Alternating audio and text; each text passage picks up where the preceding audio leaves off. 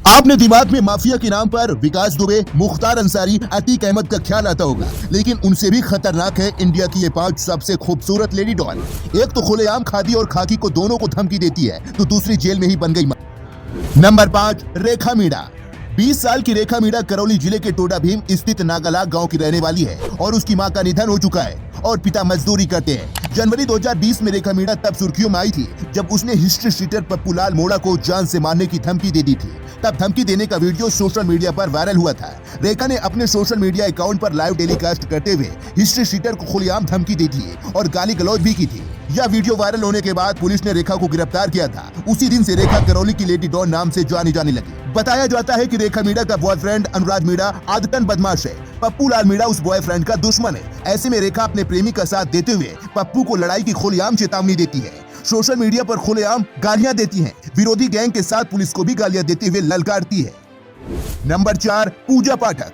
बिहार के एक lady gangster जिसे किडनैपिंग क्वीन कहा गया है, इस कुख्यात महिला गैंगस्टर का नाम पूजा पाठक है। पूजा ने अपने आधिकारिक जीवन में कई वारदातों को अंजाम दिया। इसके अलावा ये वही पूजा पाठक है जिन्होंने जेल में कुख्यात अपराधी मुकेश पाठक से शादी रचाई थी। वैसे तो बिहार में कई बाहुबली आतंक का पर्याय है, लेकिन पूजा पाठक को भी खौफ का दूसरा नाम कहा जाता है। पटना में कॉलेज की पढ़ाई के दौरान ही पूजा की मुलाकात कैलाश नाम के शख्स से हुई।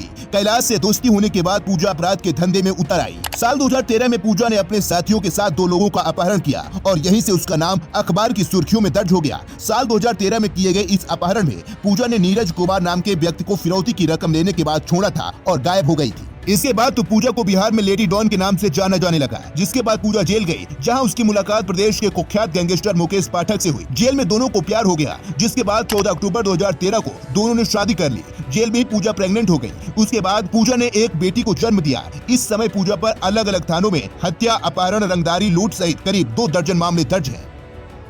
नंबर 3, करीमा शाह। मुंबई में अंडरवर्ल्ड माफिया तो थे ही, लेकिन कुछ माफिया क्वीन भी हुई जिनका खौफ सिर चढ़कर बोलता था। जेना भाई दारूवाली, अर्चना शर्मा, सपना दीदी जैसे नामों की लंबी लिस्ट थी, जिनमें करीना शाह का भी नाम शामिल था। कबाड़ी वाले की बीबी के लिए लोगों के अंदर खौफ से पैदा की गई इज्जत इतनी थी कि जब वो मुंबई की झुग्गी बस्तियों के बीच से गुजरती थी, तब लोग सलाम ठोकने के लिए रोड के दोनों तरफ खड़े हो जाते थे। मुंबई की लेडी डॉन कही जाने वाली करीना शाह का पति कबाड़ी वाला था। करीमा का असली नाम करीमा मुजीब शेख था। इसके पीछे कारण उसका काम था। करीना का काम था कि मुंबई की गलियों, सड़कों से लावारिस बच्चों को सहारा देना और फिर उन्हें दुनिया में टॉप क्लास का शार्प शूटर या गुंडा बनाकर पूरे इलाके में धाक जमाना। करीना सैकड़ों बच्चों के लिए मम्मी थी। करीना का पति भले ही कबाड़ी वाला था, लेकिन वो कुछ ही सालों में करोड़पति बन चुकी थी। दरअसल करीना अपने बच्चों के दम पर इस्लाम एरिया में रातों रात अवैध झोपड़ी बनाकर बेच दिया करती थी। सिर्फ यही नहीं, उस पर हथियारों की खरीद फरोख्त करने का भी आरोप है। नंबर 2, गीता तिवारी। गीता तिवारी गोरखपुर के ही एक शेल्टर होम में पली बड़ी। इसके बाद गोरखपुर के तत्कालीन डीएम ने उसकी शादी 2009 में शिव कुमार तिवारी नाम के व्यक्ति से करवा दी। शिव कुमार उस वक्त हिंदू युवा वाहिनी में जुड़ा हुआ था और शहर के कोतवाली इलाके में किराए के मकान पर रहता था। पर कुछ समय बाद शिव कुमार बेटी का पिता बना तो जिम्मेदारी बढ़ गई। ऐसे में उसने स्मैक की तस्करी शुरू कर दी। उधर गीता एक और ऑर्केस्ट्रा कंपनी चालू करके घर के खर्च में मदद करने लगी। लेकिन शिव कुमार के काले कारनामों की भनक उसके संगठन पदाधिकारियों को पड़ी तो हिंदू युवा वाहिनी से बाहर कर दिया गया। साल 2016 में पति की मौत के बाद गीता तिवारी ड्रग्स की तस्करी का सारा काम अपने जिम्मे चलाने लगी। इसके बाद गीता कई बार चोरी, लूटपाट और हत्या के प्रयास जैसे मामलों में गीता तिवारी 26 अक्टूबर 2020 को जेल से छूट कर आई तो अपने घर पर एक पार्टी का आयोजन किया। इस पार्टी में गीता ने कुछ आपराधिक किस्म के व्यक्तियों के साथ ताबड़तोड़ फायरिंग की, जिसमें 2 लोग गंभीर रूप से घायल हो गए। फायरिंग मामले में गीता एक बार फिर से गोरखपुर जेल भेज दी गई। नंबर 1, शाइस्ता परवीन। अतीक की हत्या के बाद उसका काला कारोबार उसकी पत्नी ही देख रही है। जब तक अतीक पावर में था, तब तक शाइस्ता परवीन का नाम किसी ने नहीं सुना था।